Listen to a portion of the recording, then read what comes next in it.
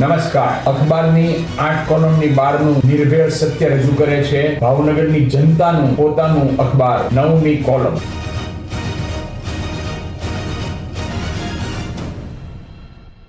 જય ભાવનગર. હું છું આપનો તારક શાહ.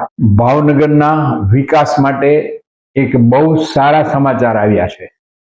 આજે જ્યારે પેટ્રોલ અને ડીઝલની યુદ્ધને કારણે તંગી ઊભી થઈ છે, ત્યારે ભાવનગરના દરિયામાં 1996 થી જેનું સંશોધન કાર્ય અટકાવી દેવામાં આવ્યું હતું, તે તેલ અને ઈંધણ ગેસના સંશોધનનું કાર્ય સરકાર દ્વારા ફરી હાથ ધરવામાં આવી રહ્યું છે.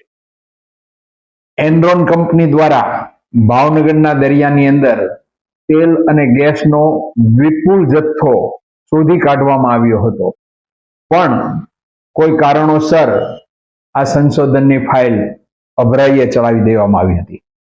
હવે જરૂરિયાત ઊભી થઈ છે. દેશમાં ઈંધણ, ગેસ બધાની તંગી ઊભી થઈ છે, ત્યારે ઘર આંગણે જ આ તેલ અને ગેસનો જથ્થાનો ઉપયોગ કેમ ન કરવો, તેમ વિચારી સરકાર આ સંશોધન ફરી હાથ ધરનાર છે. ત્યારે ભાવનગરમાં રોજગારી અને ઉદ્યોગ ધંધા માટે આ એક બહુ જ સારા સમાચાર છે.